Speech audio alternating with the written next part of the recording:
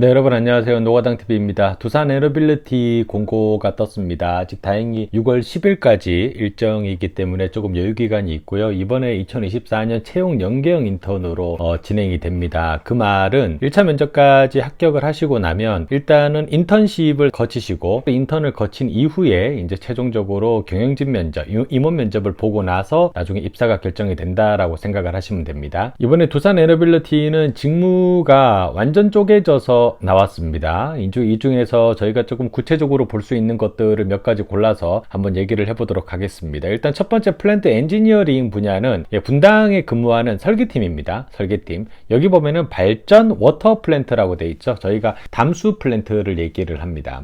최근에는 발주되는 프로젝트의 성향이 예전처럼 담수 플랜트, 발전 플랜트 구분돼서 나오는 게 아니라 요즘 카타르 같은 국가에서는 발전 담수 플랜트가 한 번에 나옵니다. 그러니까 하나의 플랜트를 짓는데 그 안에 발전과 담수가 같이 들어가는 거예요. 어차피 발전 플랜트를 지으려고 하면 저희가 해수를 끌어와서 냉각수로 활용을 해야 됩니다. 그 냉각수를 미리 끌어와서 담수 플랜트에서 먼저 담수화를 시키고 그 물을 우리가 쿨링워터로 쓰고 난 뒤에 다시 바깥으로 내보내는 식으로 한 번 끌어온 하나의 큰 인테이크 시설을 통해서 우리가 담수 플랜트와 그리고 파워 플랜트 요 두 개를 동시에 돌릴 수 있도록 만드는 게 바로 발전 담수 플랜트다라고 보시면 될 것 같습니다. 최근에 특히 국내에서는 삼성물산이 이 발전 담수 플랜트에 많은 수주 물량을 올려고 실질적으로 공사를 한 실적이 많이 있습니다. 이제 이 플랜트를 짓겠다라고 하는 게 현재 두산 에너빌리티의 플랜트 엔지니어링이 담당하게 되는 업무다라고 보시면 되고요. 밑으로 쭉 내려오시면 원자력에 대한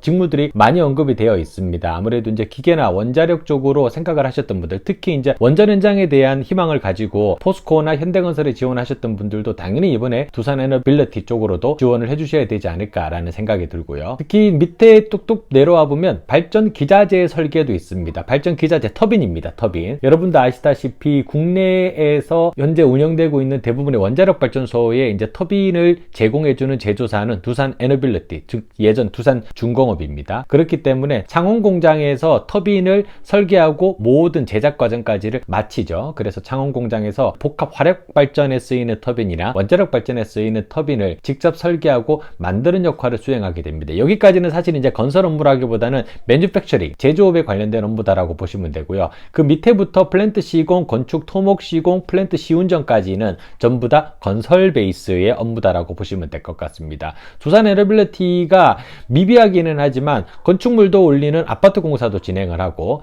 그 다음에 우리가 자그마한 교량 공사 같은 임시도로 같은 공사도 진행을 합니다. 그렇기 때문에 우리가 흔히 말하는 타 대기업 건설사가 수행하고 있는 인프라나 건축사업본부의 업무도 일부 수행을 하고 있다라고 보시면 됩니다. 우리가 흔히 생각하는 것처럼 두산 에너빌리티가 무조건 터빈과 플랜트만 관련된 사업을 진행하는 그런 회사는 아니다라고 보시면 될 것 같아요. 네, 그래서 첫 번째 플랜트 시공을 보면은 플랜트 시공은 이제 플랜트 현장 안에서 이제 업무를 기계나 전기 파트에서 업무를 수행하게 되는 분들을 뽑는 거고요. 밑에 건축을 보면은 건축이 우리가 흔히 말하는 건축사업본부만 얘기하는 것은 아닙니다. 건축사업본부, 플랜트 본부 어디든 일단 두산 에너빌리티가 시공을 따서 수주를 해서 진행하는 모든 사업에 대한 프로젝트, 해상풍력도 될 수 있고요. 원자력도 될 수 있습니다. 거기에서 일하게 될 모든 건축 시공을 다 뽑는다라고 보시면 되고요. 밑에 토목도 똑같습니다. 도로, 교량, 플랜트 현장까지 다 언급이 되어 있죠. 그러면은 예를 들어서 신한울 3, 4호기에 갈 수도 있고요. 또는 그냥 지방에 있는 어떤 임시도로 공사에 배치가 될 수도 있다라고 보시면 될 것 같습니다. 자, 쭉 밑에 내려오면 이제 대부분 이제 R&D에 대한 부분이 많이 언급이 되어 있어서 이 부분을 일단 패스를 하기로 하고요.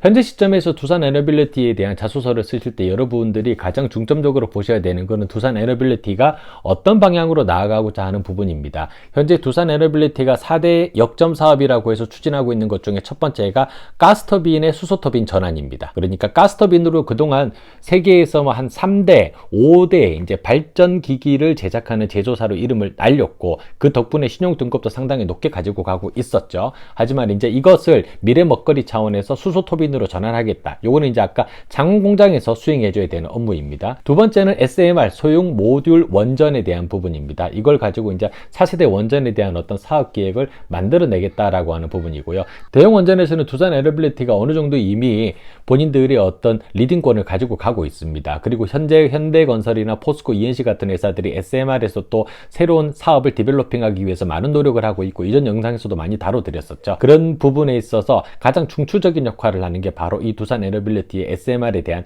전략이다라고 보시면 됩니다. 세 번째는 해상풍력과 같은 신재생 에너지에 대한 부분입니다. 정부 차원에서 지금 지원금이 나오고 있는 것도 대부분 육상풍력이 아닌 해상풍력입니다. 해상풍력 쪽에 거의 4배에 달하는 정부 지원금이 투자가 되고 있고, 현재 뭐 중부발전이나 남부발전들이 지분 투자를 하고 있는 대부분의 프로젝트도 대부분 해상 오프쇼어 윈드팜 쪽으로 몰려 있습니다. 그렇기 때문에 현재 기존의 대우조선해양 같은 회사들은 이미 기권을 하고 빠졌죠. 거의 뭐 2천억이 넘는 돈을 10년 넘게 쏟아 부었지만은 거의 돈을 벌지 못하고 빠졌던 이 해상풍력에서 유일하게 남아있는 중공업 회사가 바로 이 두산 에너빌리티다라고 보시면 됩니다. 그리고 실질적으로 지금 시점에서는 요거를 손에 잡고 있었던 게 두산 에너빌리티의 새로운 미래 먹거리로 성장할 수 있는 가능성이 있다. 그리고 마지막으로 수소 사업을 언급을 하고 있습니다. 수소를 활용해서 발전을 하거나 에너지를 만들어내는 플랜트 시설을 만들기 위해서는 거기에 맞는 개통도라든가 기술력을 확보한 라이센서로서의 위치를 선점해야 됩니다. 현재 두산 에너빌리티가 가고자 하는 방향들이 이렇게 크게 4가지 방향으로 구분이 된다라고 이해를 해주시면 될 것 같습니다.